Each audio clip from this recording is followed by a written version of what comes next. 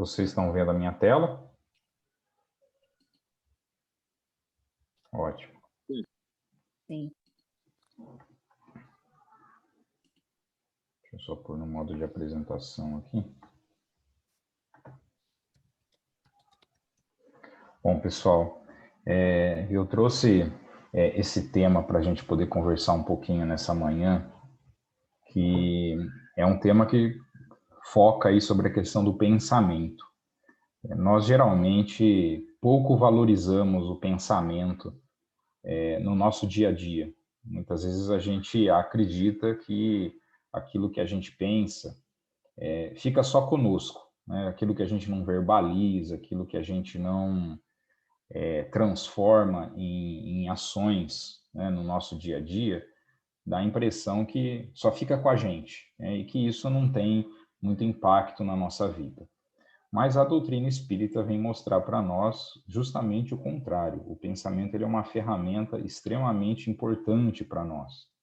E tudo aquilo que a gente pensa, né, esse pensamento diário, ele certamente representa muito para nós, porque muito do que a nossa vida né, daquilo que nós somos, é reflexo justamente do nosso pensamento. E é sobre isso que a gente vai conversar um pouquinho nesta manhã. É importante, né, que a gente comece com algumas definições, que são definições bastante importantes, né, para entender o que significa cada termo que a gente usa. Então, um termo que é importante para nós é o que é a mente, né? Então, a gente vai considerar que a mente, aqui na nossa fala, é a sede da consciência, a fonte geradora do pensamento. Então, todo o nosso pensamento vai ser produzido a partir da mente. E que, para nós, obviamente, nós espíritas, né, consideramos que a mente é uma parte, vamos dizer assim, é uma estrutura presente na alma, no espírito, né? É lá que se encontra a origem da nossa mente, né, dos nossos pensamentos. E o pensamento, né, é o conteúdo que a mente expressa. É aquilo que a mente vai estar produzindo. Então, isso que nós chamamos de pensamento, que este pensamento traz consigo um conteúdo, um caráter intelectual, ou seja, né, de raciocínio, né, daquilo de reflexão que a gente faz acerca das coisas, e também um conteúdo emocional. Todo pensamento, ele sempre está carregado de algum tipo de pensamento, de sentimento. A gente diz que não existe um pensamento que ele é totalmente neutro. Sempre quando a gente pensa em alguma coisa, algum tipo de sentimento a gente está gerando, a gente está produzindo junto com aquele pensamento nosso. E uma grande pergunta que a própria ciência se coloca é: aonde que fica a mente? Aonde que é a sede da mente? Então, a ciência tradicional, que ainda é uma ciência materialista, né, que nós chamamos de materialista reducionista, porque considera que nós somos apenas este corpo físico, acredita que a mente está localizada no nosso cérebro. O pessoal utiliza esse nome, né? É um epifenômeno do cérebro. Porque no cérebro a gente tem uma série de substâncias que são produzidas, que são os neurotransmissores, e através, né, dessa produção de neurotransmissores, né, da comunicação dos nossos neurônios, que são as células do nosso cérebro, é que geraria os nossos pensamentos. Então é isso que a ciência traz como o paradigma, como o conceito de sede da mente. No entanto, a própria ciência já começa a identificar certas situações em que esta informação não bate, não dá para acreditar que a mente seja um epifenômeno do cérebro. Uma dessas situações que a ciência não consegue explicar são as chamadas experiências de quase morte. Vocês já devem certamente ter ouvido falar que é aquela situação em que o indivíduo ou teve uma parada cardíaca, que é muito relatado nesse tipo de situação, ou ficou numa situação de coma muito profundo, e a pessoa refere uma série de vivências extremamente reais, né, assim, bastante vívidas, e que, né, geralmente é aquela imagem de que a pessoa está atravessando um túnel, que tem uma luz no final, muitas vezes sendo acompanhada por alguém que às vezes a pessoa vê, às vezes não, isso depende muito dos relatos. Em geral, ela chega num local muito bom, muito agradável, muito bonito, encontra familiares que já desencarnaram, acaba conversando com essas pessoas e, em algum momento, ela acaba tendo que retornar ao corpo físico. Muitas vezes elas relatam, inclusive, né, que se veem retornando ao corpo ou se veem saindo do corpo. É muito comum nesses relatos de experiência de quase morte. O que chama bastante atenção é que, por exemplo, nas situações de parada cardíaca, muitas vezes, né, pelo pouco fluxo sanguíneo cerebral, o que acontece? O nosso cérebro, ele desliga como um mecanismo de defesa, para ele poder não ter perda de neurônios, ele acaba desligando os seus circuitos elétricos que acontecem no nosso cérebro. Se a nossa mente é um epifenômeno do cérebro, era para que neste momento ninguém conseguisse pensar em nada. Então, não era para a pessoa produzir nenhum tipo de pensamento, nem sonho, nem nada. Era para realmente ter um apagão e acordar sem saber o que tivesse acontecido. Então, o fato dessas pessoas relatarem essas experiências demonstra que a mente não está presente dentro do cérebro. Ela não é um produto do nosso cérebro.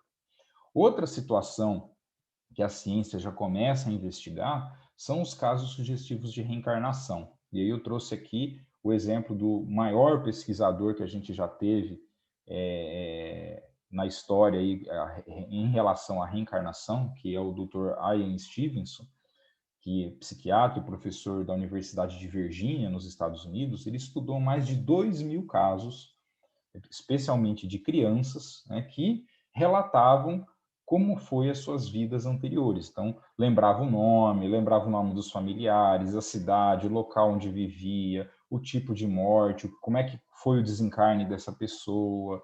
Então, lembrava muitos detalhes que puderam ser recuperados e crianças que não tinham como ter essa informação de uma outra forma. Então, são situações que a própria ciência já começa a entender que a mente não pode ser explicada apenas como um epifenômeno do cérebro e que provavelmente é algo que está fora dele, né? Que o cérebro é apenas uma ferramenta da mente.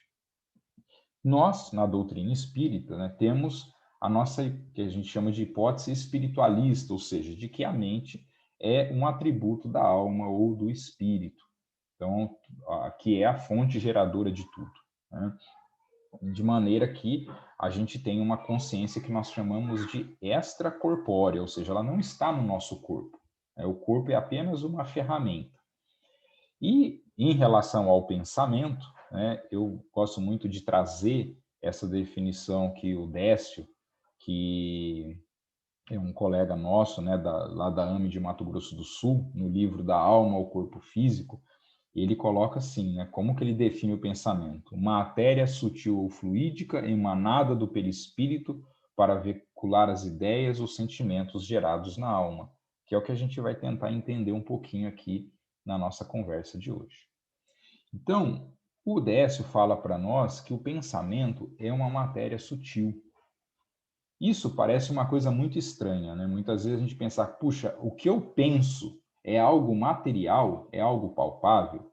Sim, a gente pode dizer que para nós encarnados, cujas percepções ainda são bastante limitadas, né? Que estamos muito restritos aos sentidos que o mundo físico nos oferece, nós, em geral, não vemos aquilo que nós pensamos nem o que as outras pessoas pensam. Mas para quem está no mundo espiritual, para quem está, né, na condição de espírito errante, né, vivendo na espiritualidade, consegue certamente perceber o que as pessoas pensam. Por isso que muitas vezes, né, os espíritos nos dizem, né, que eles conseguem saber exatamente o que nós estamos pensando. Como é que eles sabem disso? Porque para quem está do lado de lá, o pensamento é algo muito mais concreto, porque eles conseguem perceber o seu conteúdo, que é a matéria mental. E essa matéria mental, ela é originária de uma matéria mais primitiva, que Kardec já nos ensina lá no Livro dos Espíritos, que é o chamado fluido cósmico universal. Então, Kardec nos ensina o seguinte, que Deus, né, criou o espírito e criou a matéria. E essa matéria, criada por Deus, essa matéria primitiva, ele chamou de fluido cósmico universal. E a partir dela, todos os outros tipos de matéria são formados. Então, nessa matéria do fluido cósmico universal, se forma quando ela condensa, quando ela fica bastante, vamos dizer assim, solidificada, ela forma a matéria densa, que é a matéria do mundo físico, que é a matéria que a gente conhece enquanto nós estamos encarnados, que seria a condição mais grosseira desse tipo de matéria. Ao passo que a matéria que, por exemplo, compõe o mundo espiritual, que também é um tipo de matéria, ela é uma matéria já um pouco mais eterizada, uma matéria mais sutil, que os nossos sentidos também não percebem. Não é uma matéria tangível, né? Não é palpável para nós. E nesse intermediário entre a matéria que forma lá o mundo espiritual e a matéria do mundo físico, nós temos os fluidos, que também são estruturas sutis, não perceptíveis aos nossos sentidos, mas que também compreendem algo material, e é aí que se encontra a tal da matéria mental, a matéria que nós produzimos quando nós pensamos. Se a gente fosse tentar fazer uma analogia ainda bastante imperfeita, mas facilita um pouco o nosso entendimento, a gente poderia lembrar os estados físicos da água. Então, se a gente pensar que, por exemplo, a água, quando as suas moléculas, elas vibram bem devagarzinho, elas acabam, né, que é o estado em que a água fica congelada, ela se transforma em gelo. Quando ela está, vamos dizer assim, com as suas moléculas vibrando em alta intensidade, quando a gente, por exemplo, aquece a água a 100 graus, o que acontece com a água? Ela vira vapor. E se a gente deixar ela na temperatura ambiente, com as vibrações aí em frequência média, essas moléculas de água ficam na forma líquida. Mas tudo isso é água, só muda a forma que ela se encontra. Então, ela pode estar na forma de vapor, pode estar na forma líquida, pode estar na forma de gelo. A mesma coisa é o fluido cósmico universal. Se a gente fosse pensar, assim, ó, quando ele pode estar numa forma mais eterizada, como se fosse o vapor, que é o que forma lá o mundo dos espíritos, pode estar na forma mais densa, como se fosse o gelo formando o mundo físico, e pode estar nessa forma intermediária, que seriam os fluidos, né, onde se encontra, por exemplo, o pensamento. Então, isso é uma analogia só para a gente tentar entender como que funciona esse fluido se transformando, né, em diversas estruturas aí. Por que isso é importante a gente entender? Para a gente entender como é que o pensamento funciona e por que ele tem uma importância tão grande, tão essencial na nossa vida. Aí o André Luiz, lá no Mecanismos da Mediunidade, ele vem falar para a gente o seguinte, ele vem ensinar isso de uma maneira um pouco mais aprofundada, né, mediante já o conhecimento científico que existia naquela época, de que no mundo espiritual, né, a matéria ela é muito parecida com a matéria que nós conhecemos aqui na Terra. Aqui na Terra, a gente aprende, né, lá na escola, que a matéria ela é formada por estruturas bem pequenas chamadas átomos, né, que é esse desenho que a gente está vendo aqui nessa figura. Então, o átomo ele é uma estrutura que tem um núcleo central, né, onde tem várias partículas, né, pequenas, chamadas algumas prótons, que são partículas positivas, e nêutrons, que são partículas neutras, né, por isso que recebem esse nome. E temos partículas pequenas que ficam circundando, que ficam em órbita desse núcleo, que são os elétrons. E essa é a estrutura básica do átomo. E o André Luiz vem falar para nós que a matéria no mundo espiritual segue mais ou menos esta regra. Ela é parecida com isso. Então, a gente poderia entender mais ou menos da mesma forma. Porém, é um tipo de matéria muito mais sutil, provavelmente por quê? Porque as vibrações dessas partículas, dessas estruturas, são diferentes daquelas que nós conhecemos aqui no mundo físico. Então, ele diz que elas transcendem o sistema periódico dos elementos químicos. E aí, por que isso é bastante importante? Porque é o seguinte, essa matéria, né, esse fluido cósmico universal, ele também será o responsável por formar o nosso perispírito. O nosso perispírito, que é um veículo extremamente importante para nós, ele serve para nós, enquanto nós estamos encarnados, justamente para unir o espírito, a alma, que é algo muito sutil, muito etéreo, com o corpo físico, que é uma matéria muito densa. O perispírito vai fazer justamente esta ligação. E quando nós desencarnamos, o perispírito será o nosso veículo lá no mundo espiritual. Então, por exemplo, quando um médium, né, relata, um médium, por exemplo, com clarividência, ele relata que ele, puxa, eu vi o fulano de tal aqui desencarnado que apareceu aqui no centro. O que ele está vendo? Ele está vendo o perispírito daquela pessoa, é o veículo dele no mundo espiritual.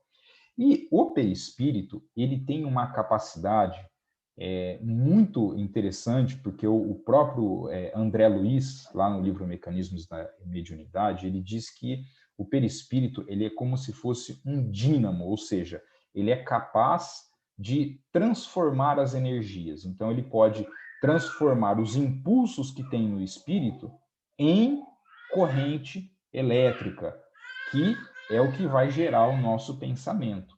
Então, ele é capaz de transmitir o nosso pensamento e, ao mesmo tempo, ele é capaz de captar o pensamento que está vindo para nós, o pensamento que está no ambiente, o pensamento que outras pessoas podem nos emitir.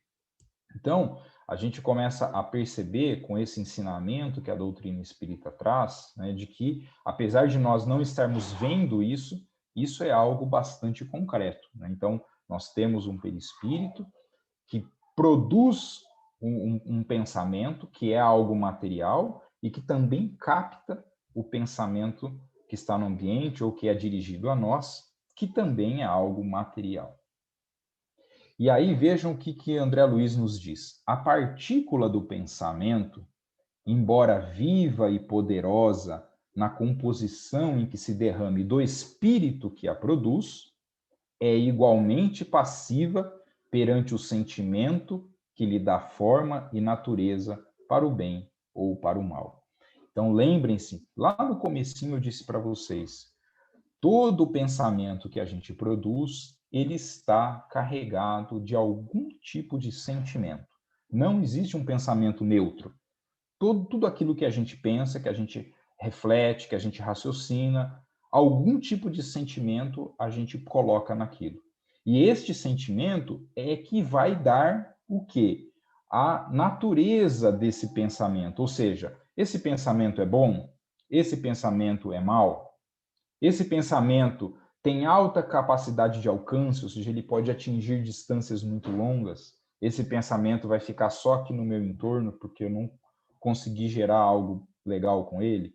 Esse pensamento pode transformar o ambiente que está à minha volta, ou este pensamento não tem esta capacidade. Isso tudo vai depender do sentimento que nós colocarmos naquilo que a gente pensa. É isso que o André Luiz vem nos falar. E Emmanuel, no livro Pensamento e Vida, diz para nós o seguinte, que o pensamento é força eletromagnética, ou seja, que ele se assemelha muito ao que nós conhecemos das chamadas ondas eletromagnéticas. Então, quando a gente pensa, nós produziremos uma força. Lembra que o André Luiz fala para nós, olha, o perispírito ele é como se fosse um dínamo, ou seja, um gerador de energia. Então, quando nós pensamos, nós geramos uma energia que será transmitida por essa chamada matéria mental através de ondas, como se fossem as ondas eletromagnéticas, que é a mesma onda que é, por exemplo, gerada por um sistema de rádio, por um sistema de televisão. Como é que a gente consegue, por exemplo, assistir TV na nossa casa? Como é que a gente consegue assistir, por exemplo, ouvir o rádio? Por sistema, né, de captação. Então, você tem uma antena que gera uma onda eletromagnética que carrega aquelas informações de imagem, de som, que vai ser captada por uma outra antena até isso chegar no aparelho nosso em casa, né, ou no rádio do carro, né, onde a gente estiver, no celular, por exemplo. O nosso celular também funciona com onda eletromagnética. Como é que capta essas informações? Então, é tudo através dessas ondas. E o nosso pensamento funciona da mesma forma. Então, se a gente for pensar, né, é isso que acontece. Então, se a gente pensar aqui num sistema de TV, né, você vai ter uma estação que está emitindo onda, né, ela vai lá, ó, joga lá num satélite que está circulando e esse satélite vai retransmitir isso para as casas, né, para outros locais que estão distantes, né? E também a gente pode ter essa, aquela coisa direta, olha, tem uma antena de televisão que transmite diretamente para a antena das casas. Isso também é um outro sistema de transmissão por onda eletromagnética. Então, o nosso cérebro, desculpem, a nossa mente, ela funciona da mesma forma. Então, a gente emite ondas eletromagnéticas, né, gerando o nosso pensamento e captamos essas ondas.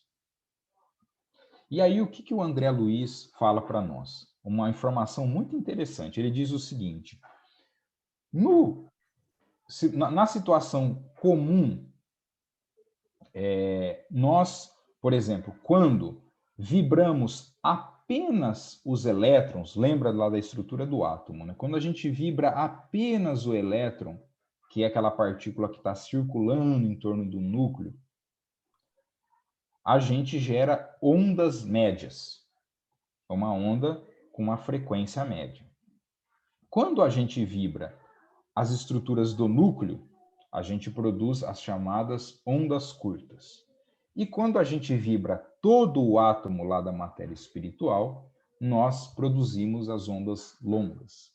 E isso tem importância? Isso tem muita importância, porque a gente sabe o seguinte: as ondas longas são as ondas que têm baixo alcance, então, em geral, elas não conseguem alcançar distâncias muito longas, e a sua capacidade de transformação do ambiente também é muito baixa. Ao passo que as ondas curtas são aquelas que mais transformam o ambiente que está ao nosso entorno. São aquelas que conseguem alcançar distâncias das mais longas possíveis. E as médias, vamos dizer assim, fica nesse meio termo. E aí o que ele fala para a gente, o André Luiz? Que geralmente os nossos sentimentos negativos, então, por exemplo, quando a gente sente raiva, quando a gente sente ódio, mágoa, ciúme, o que a gente está fazendo? A gente está produzindo essa onda de baixo alcance, de baixa transformação, que são as ondas longas, que não conseguem ter muito poder de ação. Essas ondas, o que acaba acontecendo? Esse pensamento acaba ficando mais acumulado perto de nós do que atingindo distâncias maiores. Ao passo que os sentimentos, né, de amor, de tolerância, produzem as ondas de alta frequência, aquelas ondas que alcançam distâncias bastante longas. E uma coisa interessante que o André Luiz nos diz é o seguinte, que nós, encarnados, geralmente, a nossa produção de onda é essa onda longa, né? Essa onda de baixa capacidade de transformação do ambiente, né? Essa onda que tem baixa frequência, são as ondas longas.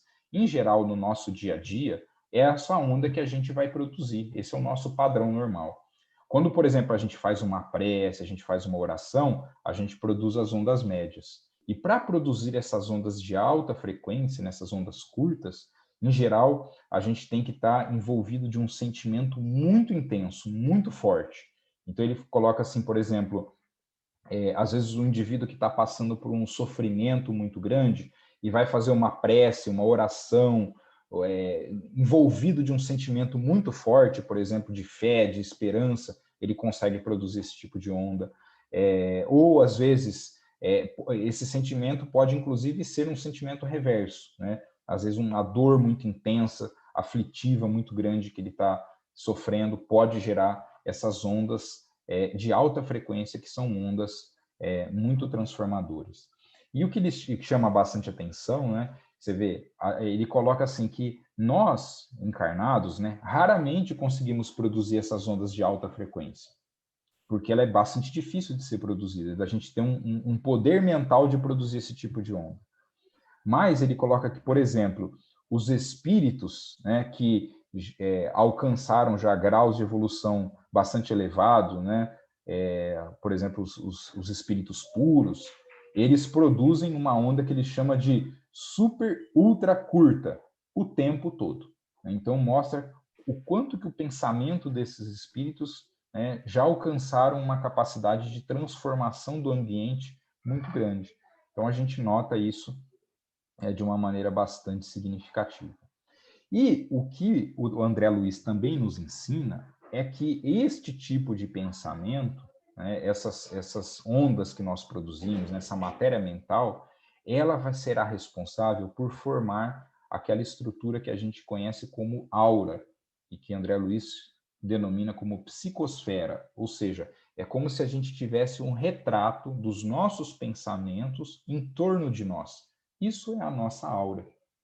Então, ela vai refletir o quê? Ela vai refletir aquilo que a gente sente, aquilo que a gente pensa habitualmente no nosso dia a dia. E aí vai formar a nossa aura. E, obviamente, que a nossa aura retrata, então, aquilo que a gente está carregando dentro de si. Então, se aquilo que nós estamos carregando são bons pensamentos, bons sentimentos, a nossa aura vai ter uma certa característica. Se forem maus pensamentos, ou sentimentos negativos, a nossa aura terá outra característica.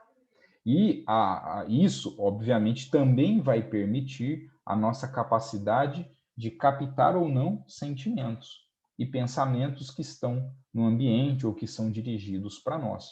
Porque do mesmo jeito que nós geramos o pensamento, nós também captamos.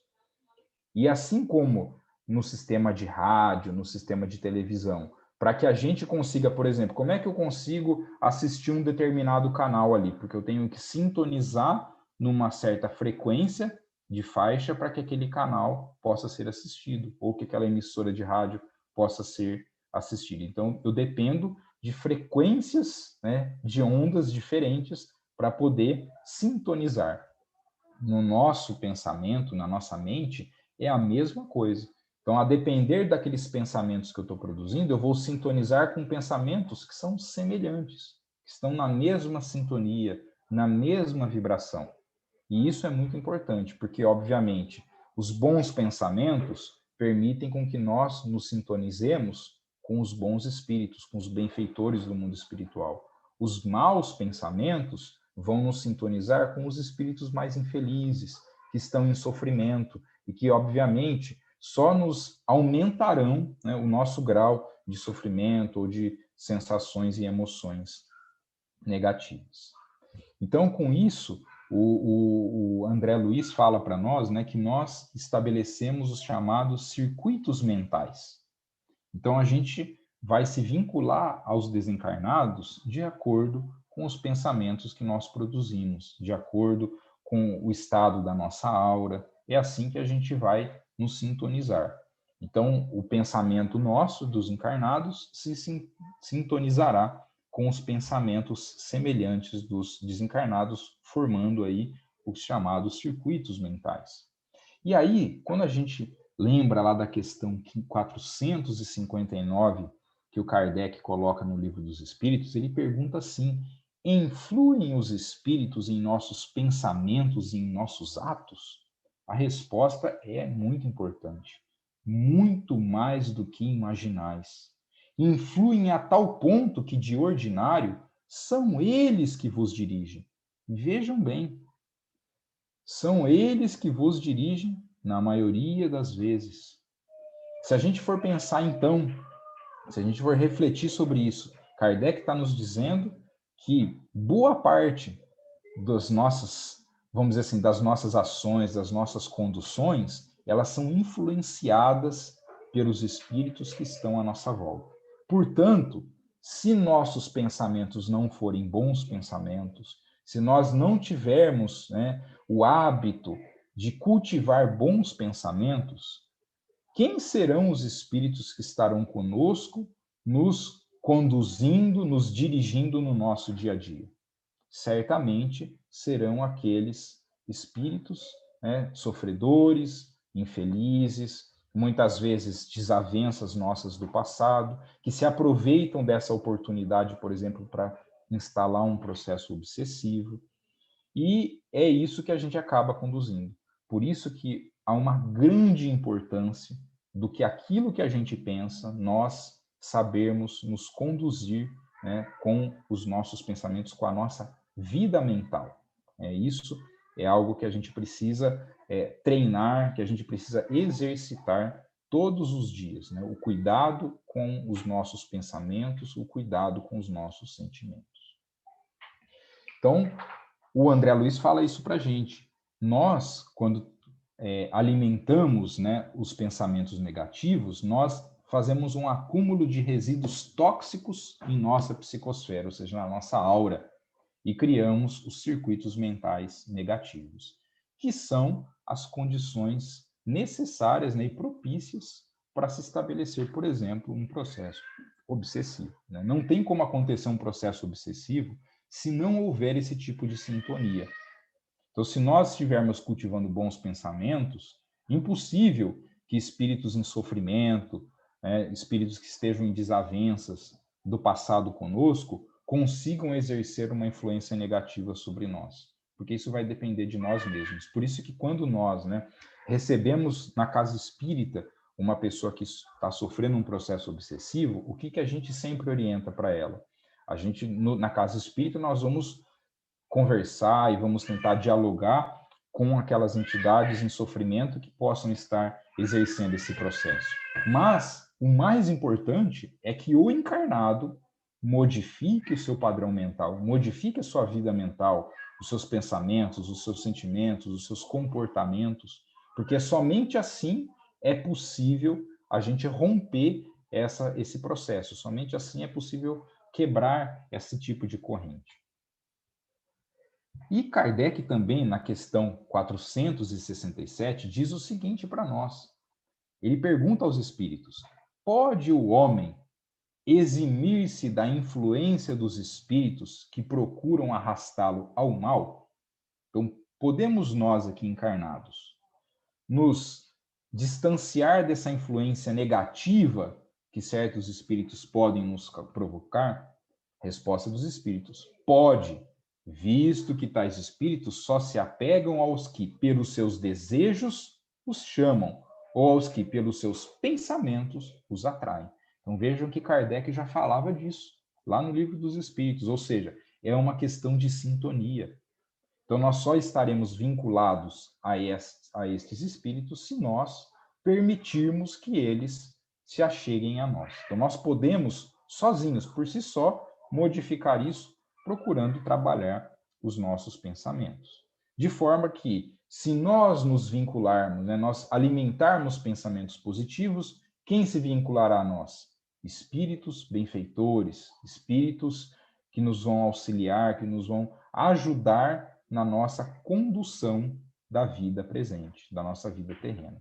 Lembrando que trabalhar o pensamento, buscar ter um pensamento melhor, buscar trabalhar os sentimentos, ele é um processo de educação que todos nós temos que cumprir. Aliás, este é o objetivo da nossa existência. Nós estamos encarnados aqui para quê?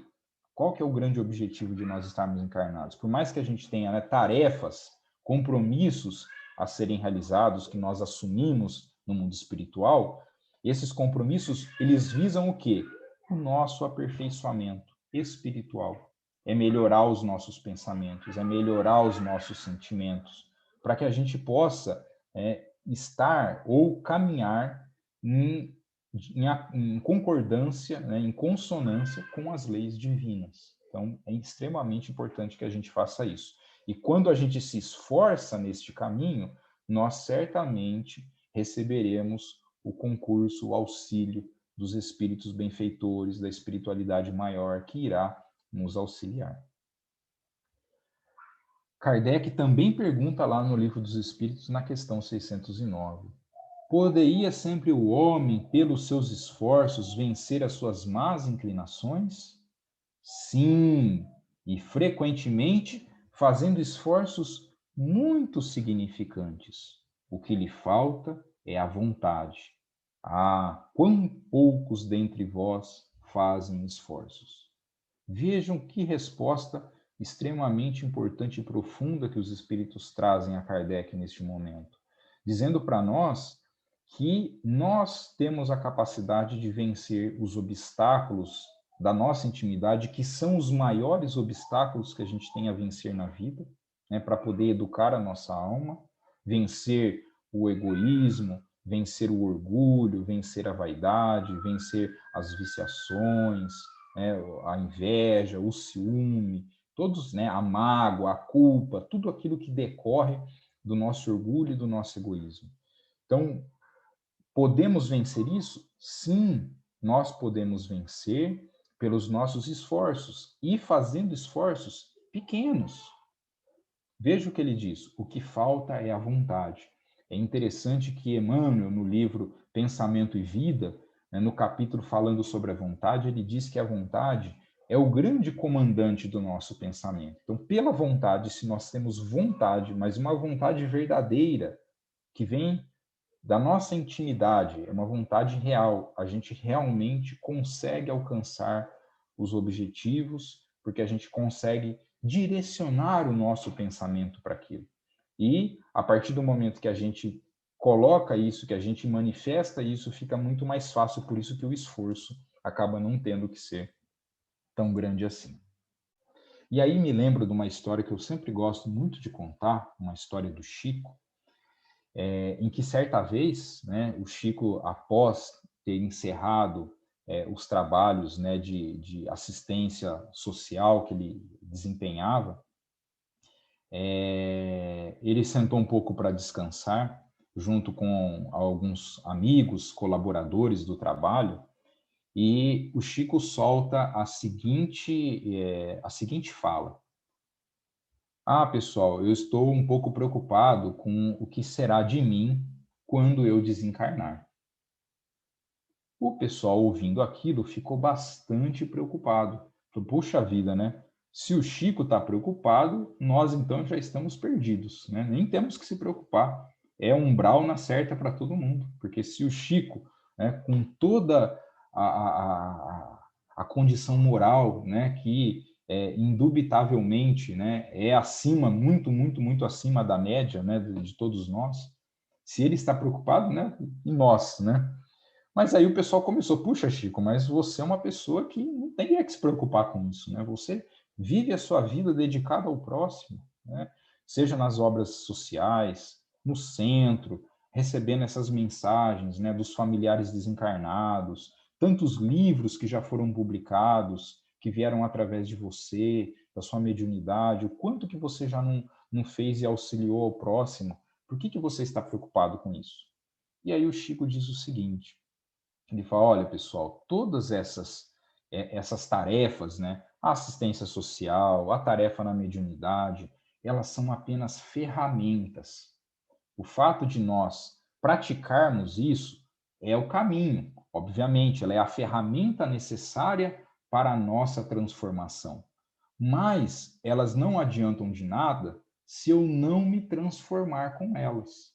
Ou seja, se eu não me tornar uma pessoa melhor, se eu não educar a minha alma, se eu não educar os meus sentimentos. Porque este é o objetivo da nossa existência. A gente tem que sair dela melhores do que quando nós aqui chegamos, para que a gente possa ter valido a pena a nossa existência, para que a tarefa que a gente veio cumprir aqui realmente tenha repercutido no nosso crescimento e no nosso engrandecimento espiritual.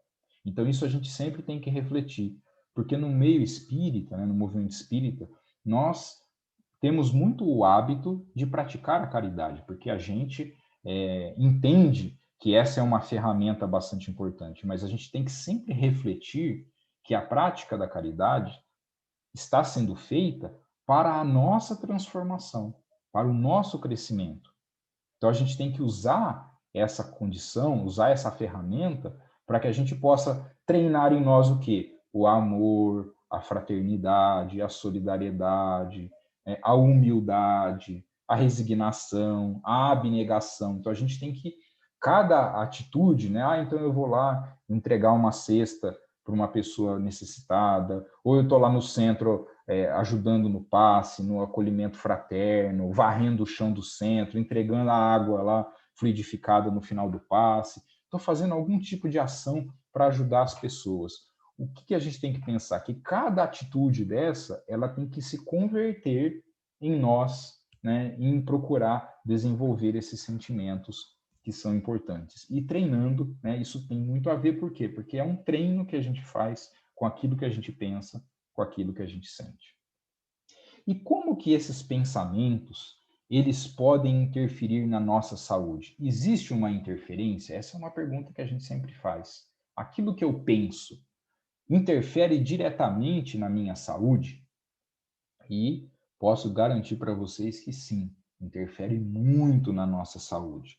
Então, esse também é um outro grande cuidado que a gente tem que ter sobre os nossos pensamentos. Vejam só, a ciência, até pouco tempo atrás, até lá até o ano de 1999, ela acreditava que todo o comando da nossa célula, né, que são as estruturas que formam o nosso corpo físico, ela vinha do núcleo da célula, que é essa parte central aqui que a gente está vendo, que é o núcleo da célula.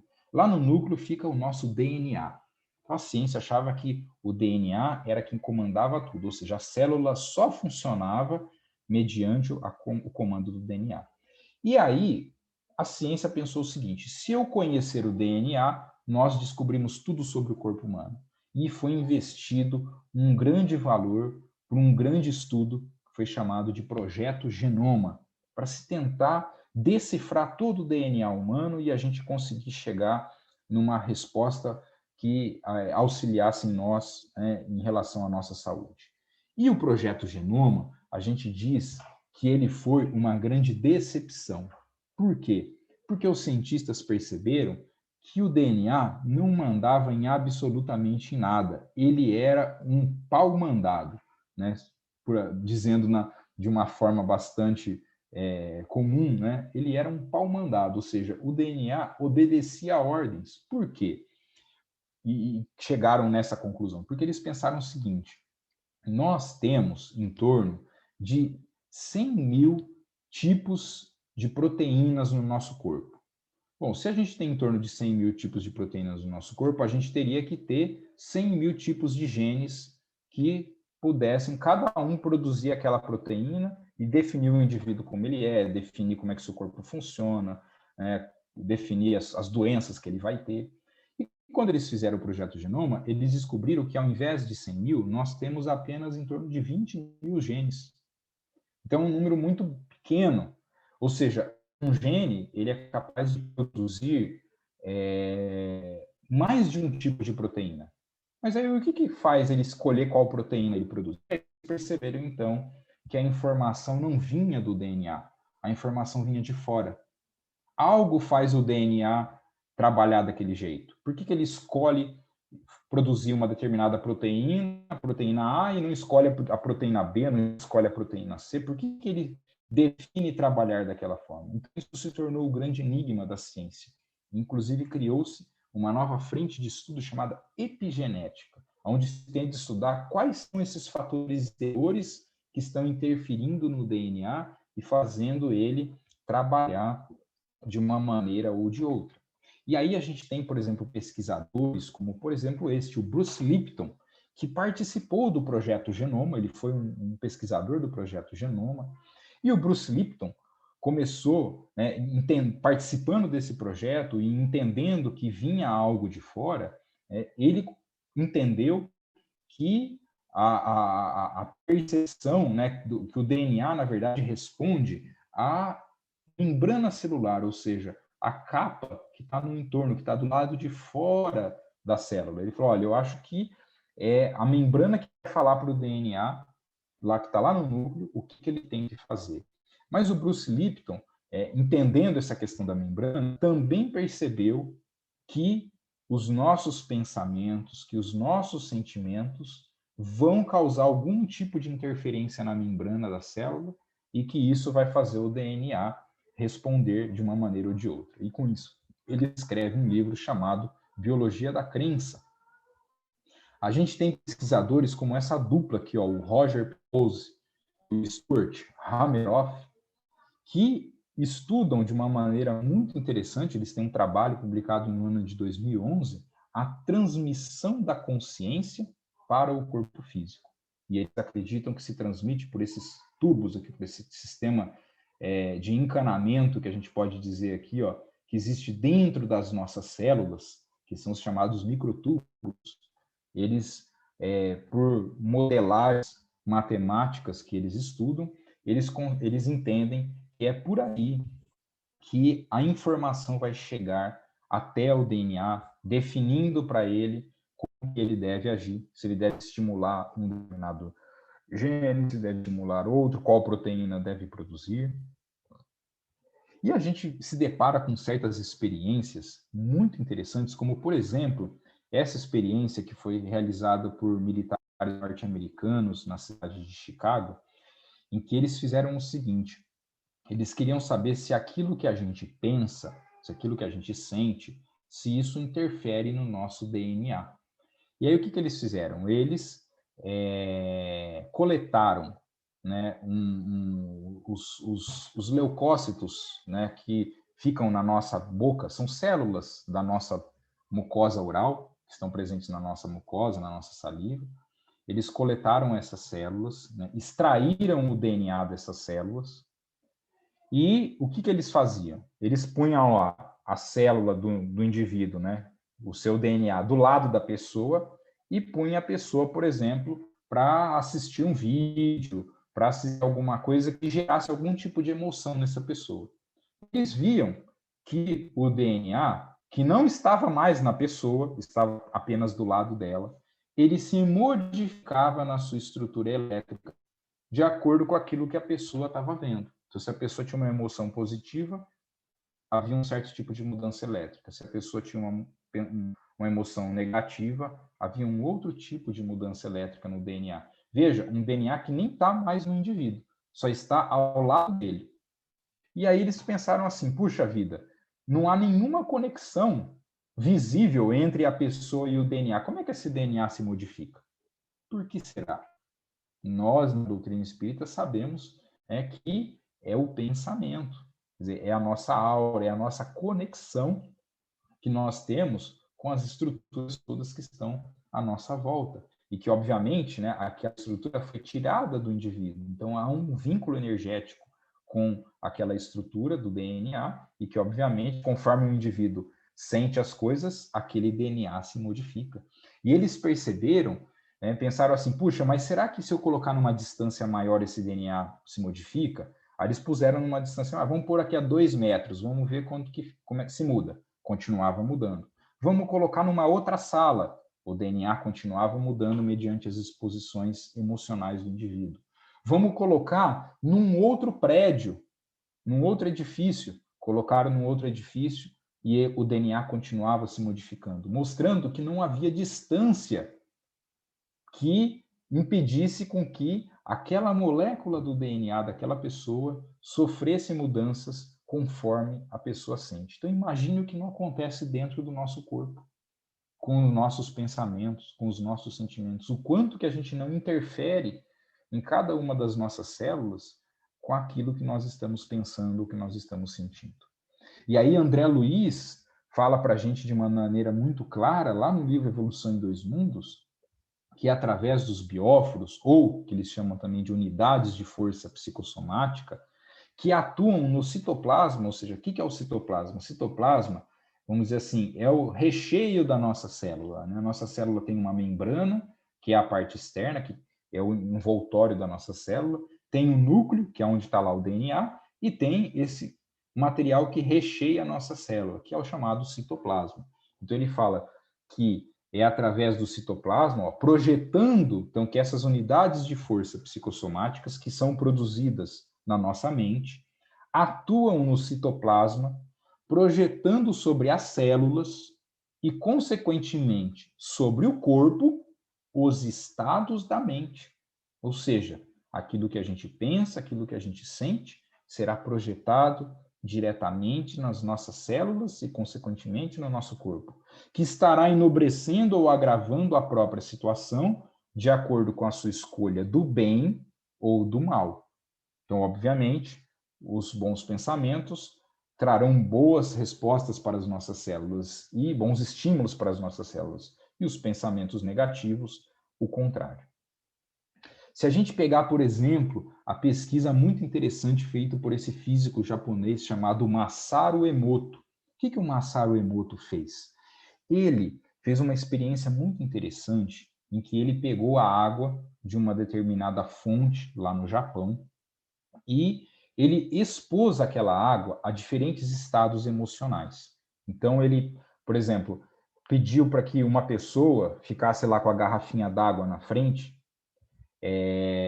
e, por exemplo, ficasse meditando ou ficasse pensando, por exemplo, no amor ou fazendo uma prece, enquanto que uma outra pessoa, por exemplo, ficasse ao lado lá, meditando ao contrário, olha, pensando em ódio, em ciúme. Então, assim, pede para a pessoa sentir, por exemplo, ó, pensa numa situação ruim da sua vida, numa situação negativa, numa pessoa que você não gosta, e a pessoa ficava pensando aquilo. E a água do lado.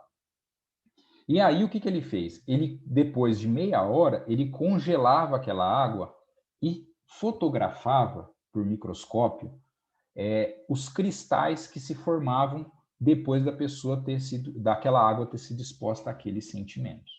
E aí, trouxe aqui apenas um exemplo para vocês, olha só, como que era o cristal formado da água congelada antes da prece. E olha como que é o cristal da água congelada depois da prece. Vejam a diferença. Olha como é que a água se organiza de maneira diferente, simplesmente porque a pessoa fez uma prece. E isso ele verificou que, por exemplo, quando eram bons sentimentos, os cristais formados eram muito bonitos. Quando eram sentimentos mais negativos, os cristais formados eram esses, como a gente vê aqui, o antes da prece, totalmente desorganizados. O nosso corpo, ele é formado aproximadamente por 80% dele é água. 80% do nosso corpo são moléculas de água. E o que os nossos pensamentos estão fazendo com a água que está presente no nosso corpo? O cérebro, como a gente já disse lá no início, né, é apenas uma ferramenta. O André Luiz diz aí. É aí, nesse microcosmo prodigioso, que a matéria mental, ao impulso do espírito, é manipulada e expressa em movimento constante, produzindo correntes que se exteriorizam. Então, o cérebro ele tem uma importância muito grande, sim, porque ele é a grande ferramenta que nós estaremos utilizando para a produção do nosso pensamento.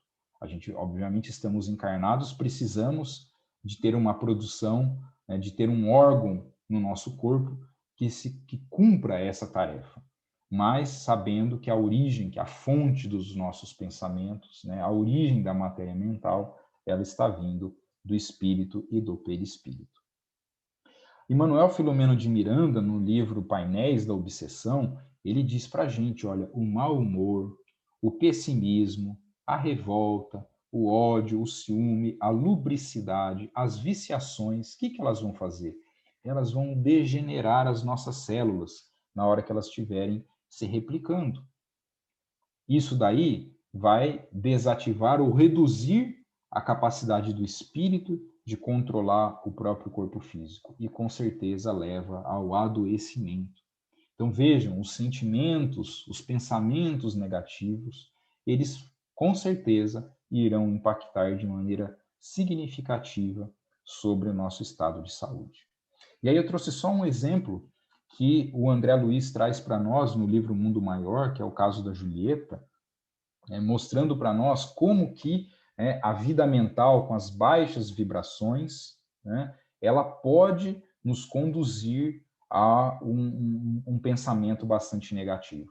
E aqui no caso da Julieta, quer dizer, era uma pessoa que experimentava uma situação na vida em que, de certa forma, assim, foi o caminho que ela conseguiu encontrar para poder auxiliar sua mãe, que se encontrava adoecida, e para tentar ajudar a sua mãe, ela acabou se enveredando para um caminho aí de prostituição, para poder, como de uma maneira, vamos dizer assim, conseguir recursos financeiros mais fáceis no auxílio da mãe.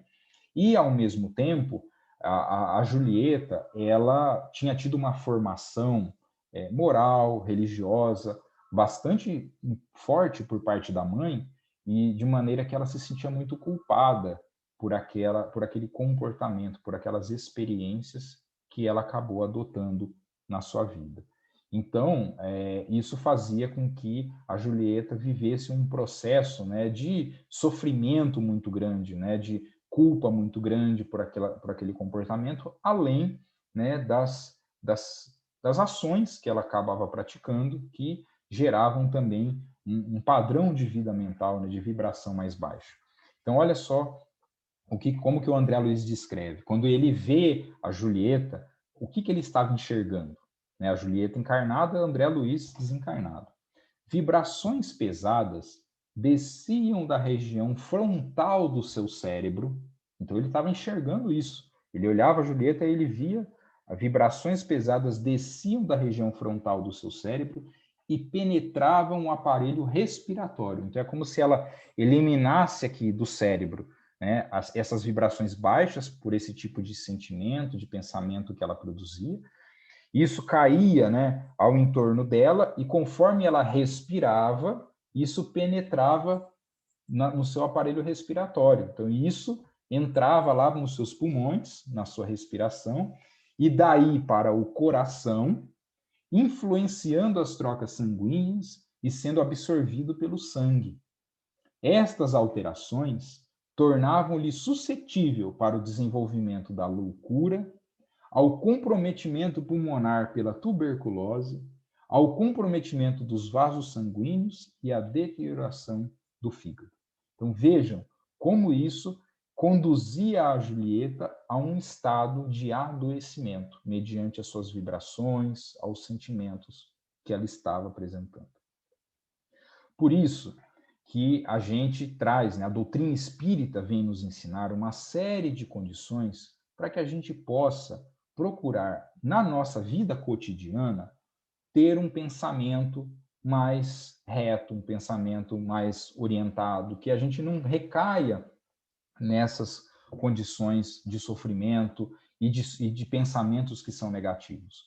Porque muitas vezes é o que a gente vai nutrir dentro de nós. Então a gente tem que ter um cuidado para que a gente mude isso, aquilo que Kardec falou para nós lá no Livro dos Espíritos. É preciso vontade, a gente tem que querer isso e fazer um esforço para que a gente modifique o nosso padrão mental, para que a gente modifique os nossos pensamentos. E aí a doutrina espírita vem falar para a gente assim, olha, aprenda a servir tanto quanto possível, proporcionando alegria e bem-estar aos que estão à nossa volta. Veja bem, aprenda a servir. Isso é uma coisa, é um treino para o nosso dia a dia.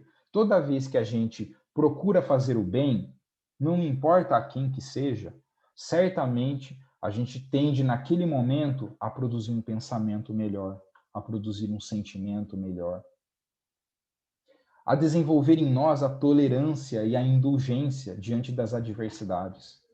E não no momento que a gente sofre a adversidade, a gente já querer rebater. Vamos refletir, vamos pensar, vamos procurar desenvolver a tolerância, vamos procurar ser indulgentes, não ficar falando mal, criticando as pessoas.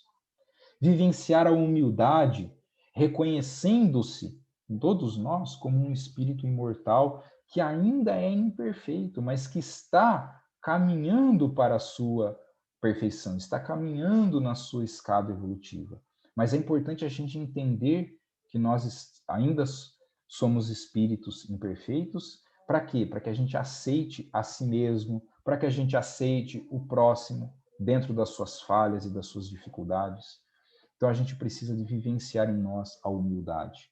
refletir diariamente sobre os nossos atos, como nos ensinava Santo Agostinho, né, que dizia que todo dia a gente deveria, ao final do dia, fazer uma reflexão do que foi o nosso dia.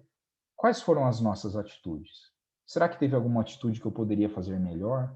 Será que eu fui tolerante? Será que eu fui indulgente? Será que eu servi em todos os momentos que eu tive a oportunidade? Será que eu fui humilde no meu comportamento? Então, a gente fazer essa reflexão, porque isso vai fazendo com que a gente treine o nosso pensamento para que ele fique melhor e para que a gente abandone aqueles sentimentos que são negativos. Resumindo, o nosso pensamento, ele é guiado por aquilo que nós sentimos. O pensamento age sobre o nosso corpo físico no controle das nossas células. Pensamentos comandados por sentimentos negativos, por raiva, por mágoa, por ódio, por culpa, revolta, pessimismo, provocam a perda do nosso controle celular. E o contrário também é verdadeiro. Os sentimentos positivos fazem com que o nosso corpo funcione melhor. Pensamentos negativos estabelecem circuitos mentais com espíritos infelizes, que podem evoluir para processos obsessivos, enquanto que os pensamentos positivos nos enobrecem a alma, nos vinculam aos bons espíritos, aos benfeitores do mundo maior que vêm ao nosso concurso. Precisamos educar os nossos pensamentos, os nossos sentimentos, para alcançar a saúde da alma, para que nós nos encontremos num estado melhor. E para finalizar, deixo aqui a frase de Emmanuel no livro Pensamento e Vida. O nosso pensamento cria a vida que procuramos, através do reflexo de nós mesmos, até que nos identifiquemos um dia no curso dos milênios, com a sabedoria infinita e o infinito amor que constituem o pensamento e a vida de nosso Pai.